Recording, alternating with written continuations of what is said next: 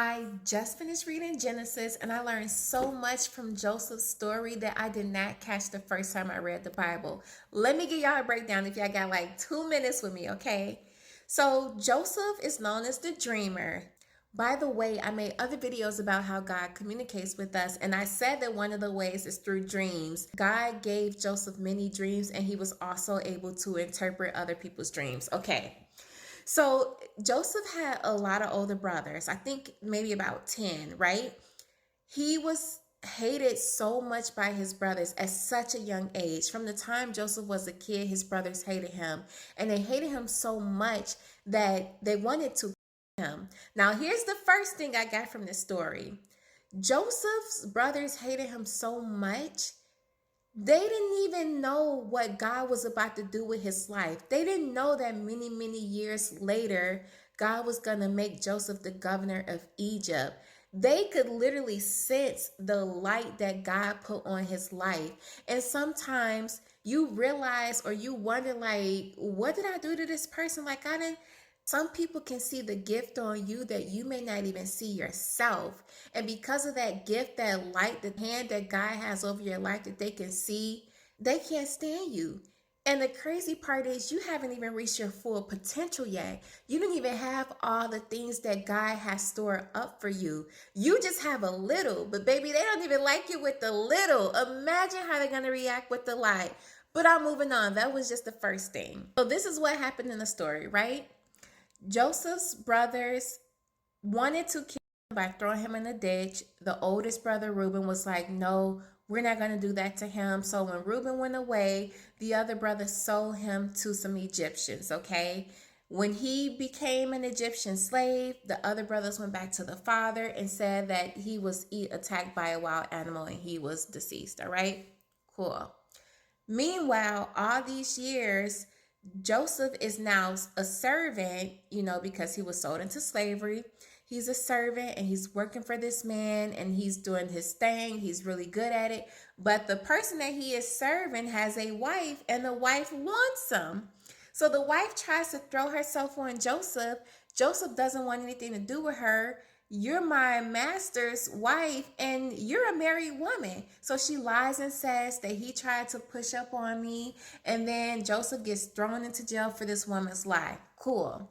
While he is in jail, Pharaoh, Pharaoh is the ruler of Egypt. Pharaoh has two servants. He has a baker and he has a wine server. He throws them into jail because he was mad at them for whatever reason, okay? The baker and the wine person have dreams, and while Joseph is in jail with them, he immediately interprets both of their dreams. The wine person has a good dream that he's going to get back to work. The baker has a dream that Pharaoh's going to take him out. And that's exactly what happens. But before Joseph interprets the dream to the wine person, he says, don't forget to bring my name up to Pharaoh. Tell him that I'm in here and that I shouldn't be in here. I did nothing wrong. Cool. The wine person goes back to work just like Joseph interpreted, and he does not bring up Joseph's name for 2 years.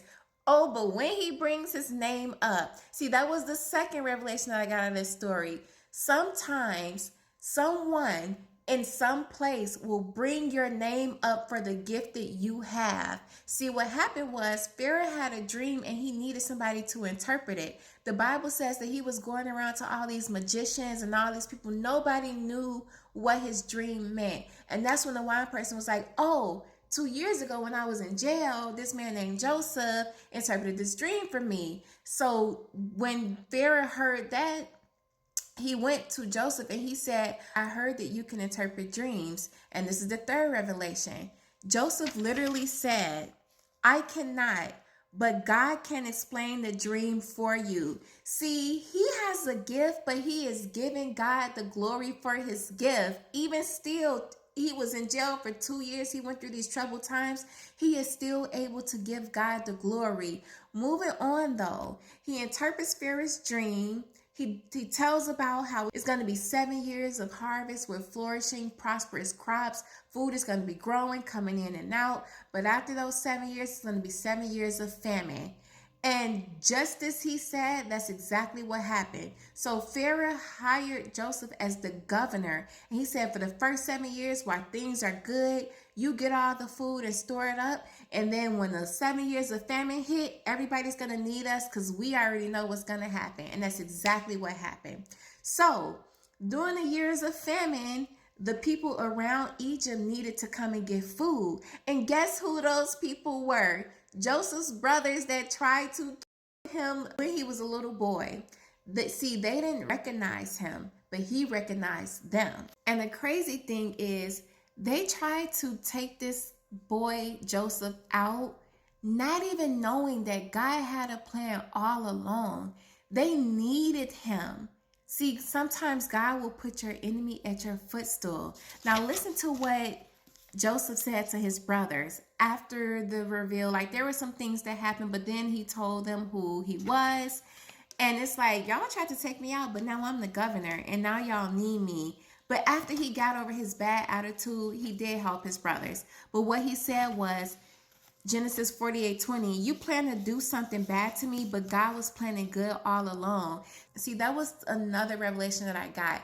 Sometimes it looks so bad. Sometimes we have the worst, depressing, bad situation that happens to us in our life, but really it is all a part of God's plan for his glory, for his good. See, while Joseph was kicked into slavery and his brothers thought they were doing something to hurt him, they really set him up to become governor of Egypt. Or really, God set him up, but it was all a part of God's plan all along.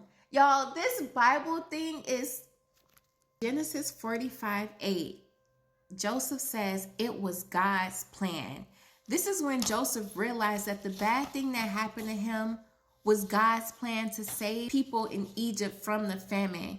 He had to go through that troubled time, get traded out by his brothers, get sold into slavery just to save an entire generation of people and generations to come after that. Because trust and believe, had Joseph not known about the 7 years of harvest and the 7 years of famine, he would have never saved all that food.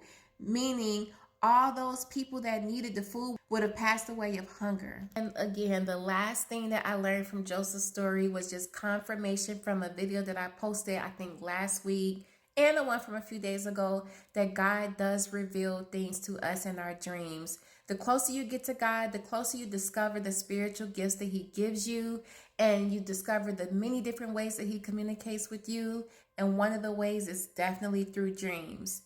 Y'all, Joseph the Dreamer story in Genesis was such a beautiful story of how God can take the saddest, most depressing, heart-wrenching situation and turn it to something so amazingly good.